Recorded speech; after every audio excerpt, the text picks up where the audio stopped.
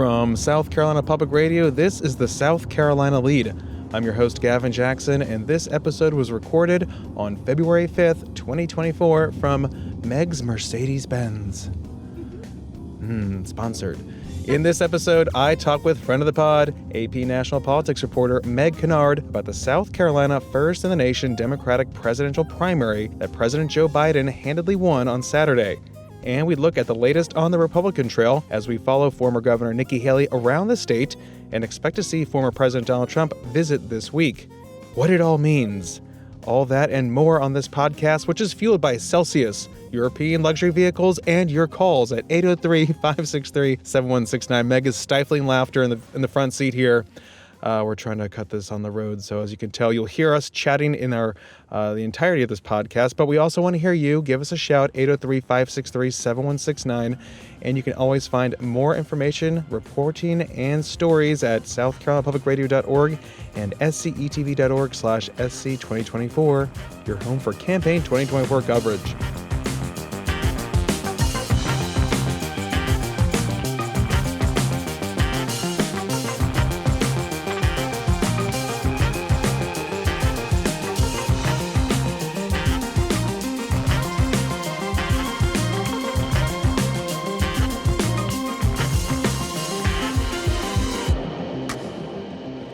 All right, y'all, we are in Meg's car here at the University of South Carolina Aiken campus in the parking lot. Yay! It's not really how we plan to do the pod today, but you know, SC 2024 calls, Meg. You luckily always answer. I do what I can for the people. And we're glad that you're here. Meg, I want to first start off before we start talking a little bit about Nikki Haley and the Republican presidential primary.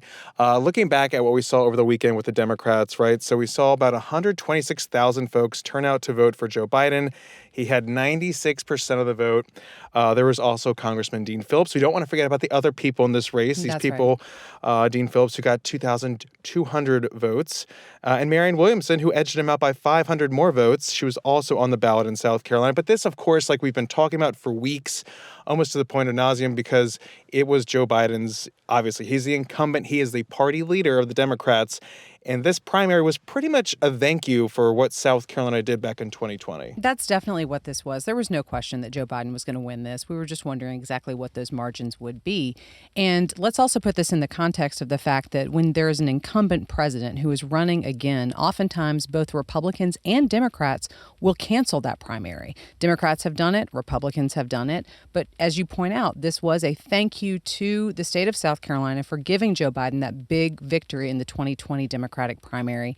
And as expected, he overperformed. He got out big numbers despite there were other two people on the ballot with him.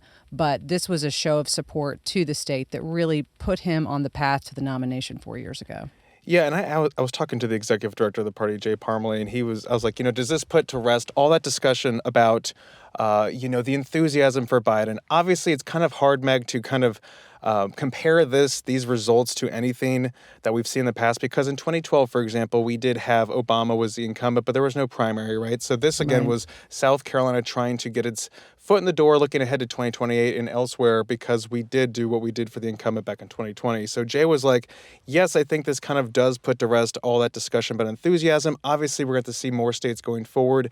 And then, of course, the bigger question will be like, the general election itself. But this is the beginning of that progression of the campaign for the Democrats. Definitely. South Carolina kicks it off this time. And another thing that party chairwoman Crystal Spain pointed out on Saturday morning at a news conference I went to with her and with DNC chairman Jamie Harrison, also a South Carolina native and resident, that South Carolina has never kicked it off before. So they were dealing with this unprecedented situation, usually not holding an incumbent party primary, coupled with the fact this is South Carolina going first. So that was in response to questions from me and other reporters about what are you going to deal with in terms of turnout? What are you looking for? How many people is it really going to need? Do you need to show up for this primary for you to feel satisfied that you've gotten the message out? And they were quick to point to the 115 events that they held in the weeks leading up to the primary, bringing all kinds of high-level surrogates.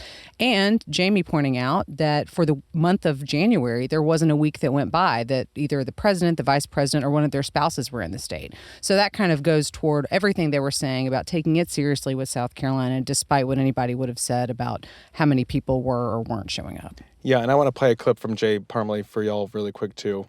we were picked to go first because our voters give a damn. And our voters have turned out repeatedly, and we picked presidents. And we have demonstrated through all of this activity and through our strong early vote numbers that we were damn well deserving of this, and that our voters are enthusiastic and energized. And if I could, when you go first, there's nothing else to compare it to. So I can't give you a number. No one's been able to give us a number. There's no even like election to compare it to. But yeah, Meg, you were talking about some of the high-level VPs coming through from the Democratic Party, and we did see Kamala Harris the day before at HBCU, Jim Clyburn's alma mater, South Carolina State University in Orangeburg. And she had, it was, again, part of this Get Out the Vote tour that they were doing, the First of the Nation tour in South Carolina.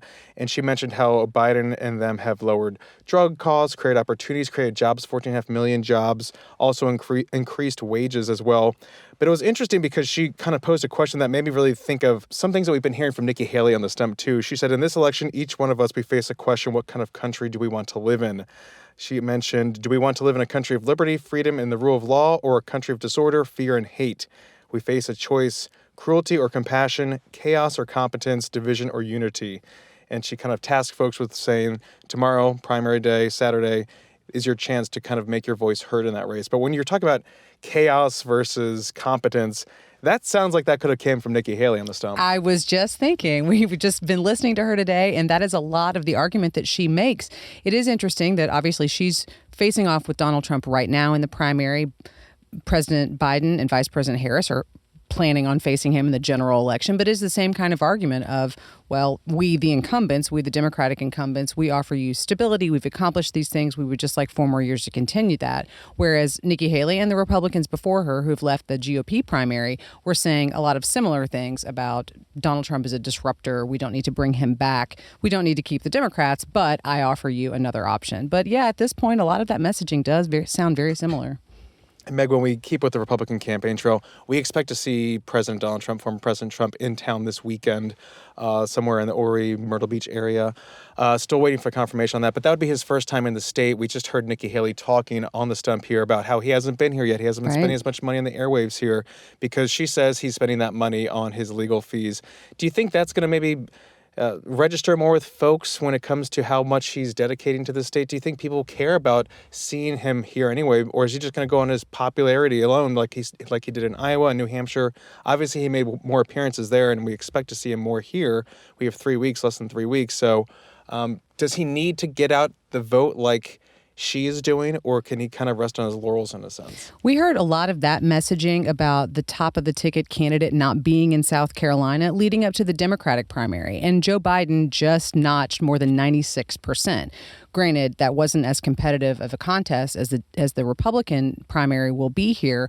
But certainly, I think when you are former President Trump and you're thinking about the deep support that you do have in South Carolina, not just the high-level surrogates and endorsements that he has here, but also that just constant visiting and constant kind of touching the state that he has done since the 2016 campaign, going all the way back then through his presidency to now, I think he feels very confident at the levels of support that he has here. Whereas for Nikki Haley, she is not only reminding people of her tenure as governor and everything she did, tacked onto that her service as UN ambassador in the Trump administration, but to a lot of South Carolinians, she is introducing herself because, as we've talked about before, a lot of people have moved into this state. These are new residents. These are people who weren't here when she was governor. And so, yes, sure, they're maybe familiar with her, but they're not as well versed in her accomplishments that she does tout on the campaign trail. So it's kind of like she has to do a bunch of different messaging all at once. And she's also doing fundraising swings, and she's also going to be going to California this week, Super Tuesday state to fundraise and to campaign. We've also seen her, she did her Daniel Island event on Sunday. She had about 1,200 folks there. We just came from an event here in Aiken with 700 folks. So again, she has the money going on right now. She still has people packing rooms to see her, even in the middle of the day. And then also, still that momentum. We heard from her campaign manager, Betsy Ankney. I think that's her last name. Yeah, and they were talking about the $16.5 million that they raised in January alone. Compare that to the fourth quarter of 2023 with $24 million. Pretty strong numbers, but Meg, it's kind of fascinating because where does that money go? They haven't done any Super Tuesday ad buys yet. They have a $4 million ad buy up here in South Carolina. What do you see her using that money for? And are we going to maybe start seeing more nationwide advertising going on, you think? I would imagine that we're going to. One of the things that Nikki Haley has long talked about is the fact that she is an accountant, that she is tight with her money, she's smart with her spending, and so that is how she's run this campaign. And so far, when the fundraising was not as plentiful as it is now, that does seem to have at least been something they've stuck to in the fact that they are still here and have managed to stretch dollars and fly commercial and do all the things that she often talks about. But there is going to have to be some sort of build out into that ground game, not just advertising, but also picking up staffers and people and organization in these other states if her campaign does go beyond South Carolina. So that is absolutely something that they're going to need to start spending money on, or otherwise, all of a sudden, if she does decide to stick it in through South Carolina, if the campaign feels that they have enough money going forward, but they haven't built out kind of ahead of that, then people won't know really who she is, or at least those states won't feel like the campaign has really reached out and done the things and laid the groundwork that once you get to Super Tuesday, with the number of delegates that are at stake, the math kind of is the math at that point. And so that could be a big turning point if she does get there and doesn't have that build out kind of ahead of her. And we didn't really get any clarity on this fundraising call this morning, talking to her campaign manager about what they thought of the turnout for the Democrats, right? So the Democrats, it was about 131,000 folks voted in that primary with Joe Biden. We heard from a lot of people secondhand, essentially, saying that a lot of folks didn't turn out because it was so obvious, or they weren't motivated, or maybe they didn't know what was going on. But now that shows that there's about maybe there's about 400,000 voters difference between who voted in the 2020 primary versus this 2024 primary. So those are voters that could vote in the Republican primary if we just use that simple math. Again, we have open primaries in South Carolina, so we don't register by party. If you didn't vote in the Democratic primary, you could vote in the Republican primary on February 24th. So do you think maybe they're hoping there's some silver lining there, Meg? Can they read into that? I know they're not really trying to be like, we want the Democrats, but they want everybody.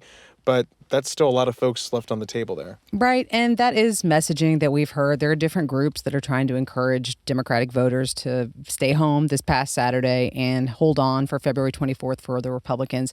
It is very unknown how effective any of that is, or if there are any Democrats who are thusly motivated to cast a vote for a Republican just to cast a vote against Donald Trump. I really don't have a lot of faith that that will be a big disruptor in the way that some people are kind of hoping it would be. But it is possible for people to wake up on any given Saturday of a primary cycle and say, I want to vote in this or that Republican or Democratic primary. It is important also to remember, though, that this was a big discussion in New Hampshire where independent voters can participate in either primary, and a lot of them were interviewed and talked about, and it was kind of their decisions that, swung sort of some of the calculus between Donald Trump and Nikki Haley's campaigns in those results. That's not as big of a deal here. Obviously, we don't have quote unquote independent voters. Kind of everyone could be an independent since there is no party registration. But that whole notion that was a big part of the New Hampshire Republican primary just really doesn't have as much of a home here in South Carolina. There is no track record for that. And again, the open primary is something that they're pointing at for Super Tuesday states. 11 out of 16 Super Tuesday states are open primaries. So I'm sure that's part of their pitch to donors. And again, her pitch is, I am the last one standing between the inevitability of Donald Trump going up against Joe Biden and Kamala Harris. And her statement saying that he would lose if that's the case. Over and over again, that is her general electability argument. She's making this so Republicans essentially own this should they lose come November. It's a really sexy storyline to go down that pathway and to think about the what ifs and all these people and these swing voters and crossovers and everything. It's just, this is South Carolina. I don't know about other states and how that could or couldn't play out in Super Tuesday, but there's just not a long history of those kinds of things really happening in big numbers here so as to make a big difference in the ultimate result. Well, Meg, thank you as always. Let's get on the road. Absolutely. Let's go. Let's go to the upstate. Spartanburg. Yay! Thanks.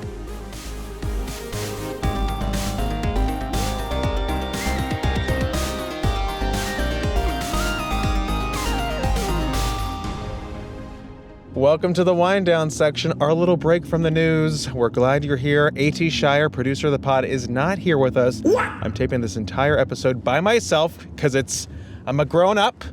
My father gave me this podcast. I can do what I want.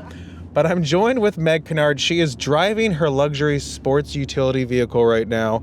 and I'm going to ask her a series of questions, which I don't even know what they are yet, but we're going to go. This will be our wind down section. We'll get to some of the calls next episode. But Meg, thanks for driving for us. Thanks for being here. Thanks for doing this pod. Tell me what you think so far about driving the back roads of Aiken, South Carolina. Well, first off, thank you for having me. It is really my honor and pleasure as the Associated Press national politics reporter here in South Carolina to really just do whatever I can for our members. And so if that is taping the wind down while I drive through Aiken. While I breathe, I hope. While I breathe, I hope. While I breathe, I vote, according to Harrison. There you go. But if it's that, if it's driving you around, if it's making sure we have Celsius and cheese sticks, I'm happy to do all of it. I am really enjoying the speed limit of 40 or 45 right here. I think we're going to be on an interstate soon, so that will be a little bit more efficient. But I really am also looking forward to just seeing some of South Carolina's lovely sights and experiencing a little bit of Americana. Yeah, we never really get to drive this part of the state. It's usually like 26 from like Columbia to Greenville to Charleston, all the boring stuff. But now we are out and about with the people. It's quite interesting. It's so lovely. So many scenic views, so many different gas station vistas. We should probably announce this now. Speaking of Celsius, our energy drink that gives us the go that we'd love a sponsorship from. Yes. We've decided on the spur of the moment here that we're going to try all the Celsius flavors on the campaign trail leading up to February 24th, GOP primary day. Meg, what made you think that would be a good idea? First off, trying to get that sponsorship, but also, it's just fun to have a little bit of not a competition, but just something kind of just to check off. Remember when the Lede used to have our little star board? Yeah. And there were those gold stars, and I was so proud of the day that I overtook Jamie Lovegrove and acquired the most stars. And it's not that I'm looking for praise on my Celsius journey, but it's kind of just along those same lines. Like I'm a checklist person, and I really like to have a goal, and this helps me accomplish that. I will say you were like OG Celsius stan number one, and I was like, this was years ago. You were popping it, and I was like, I don't know what that is. 2020, 2021. It's like how I survived the pandemic was just fueled by Celsius. So I'm an OG for sure. And now I'm like, oh, this is cool. But I think it's a little hype. I think we just like it because it's not as insane as like a Red Bull or a whatever energy drink. It's just like a little go for us. It's just as my 12-year-old Adair told me, it's aesthetic. Oh, she's on the cell? She and Hannah, who is 17, are both on the Celsius train, albeit in moderation because they are children. Yes. But she explained it to me that this is what the cool girls do now. So we are cool girls. God, we've been dying to be cool girls. It's aesthetic, and it's just in, and it's not a Stanley Cup, so I'm here for it. Gosh, we are not Stanley fans in this vehicle, in this family, in this podcast house. This podcast family. So yeah, so far, I guess we've done a couple individually. I think now we'll be doing more group. We're gonna be coordinated. Yeah, we're gonna have our joint checklist. We just did the Mandarin marshmallow one because our friend Mary Green, it's her favorite, and so we were always like, oh, I don't know what that's like, and it was just like an orange creamsicle. So 10 out of 10, not bad. Yeah, it was tasty. It was one of the sparkling ones, which are our faves, and I didn't have anything negative to say about it. So I'm gonna give that a 10 out of 10. Yeah, my favorite is just the orange sparkling one. I've done the watermelon. It's okay. The peach guava is all right. Peach vibes, I think, is great, and I think you are going to be able to experience Arctic Blast for the first time. Arctic vibe. Arctic Everything's vibes. a vibe. Blast. I know what Arctic Blast is. Probably the Gatorade Blue that no one knows the actual names from. I think I just told you that this one just tastes like an iceberg or glacier. And Meg would know. Meg has actually sampled glaciers before. Glacier. Exclusive. It's just, I feel like we're like in the vitamin water phase. Like when vitamin water first came out, everyone's like, oh, it's just sugar water. Yeah. We're going to find out in 10 years that we should not have been drinking Celsius. Like everyone's going to be on this Ozempic thing. 10 years from now, they're going to be like, I don't know if you should have been on Ozempic. Get back on Fen-Phen. Ooh, Fen-Phen, the good old days. The hummingbird heart, if you will. Well, I think we've talked enough, but we'll definitely be doing this again. I foresee this in our future that we'll be in the car again somewhere, and we'll give you a review of either some sort of Chex Mix or combo and or Celsius. So stay tuned, folks. Thanks, Meg. Can't wait. Thanks for listening to the pod, y'all. You can always show us your appreciation by leaving us a review on Apple Podcasts or give us a shout, 803-563-7169. Tell us what energy drink gets you going in the morning, whether that's a large Dunkin' Original Blend with 4 creams and 4 sugars, or if it's just your favorite Celsius. We want to know. 803-563-7169. We love hearing from you guys. And you can stay up to date with the latest news on scetv.org and southcarolinapublicradio.org. And don't forget to support your local newspapers. For the South Carolina Lede, I'm Gavin Jackson. Be well, South Carolina. I'm scared about like how we're gonna, like in 10 years we're like, oh, we're sorry that we advocated for Celsius.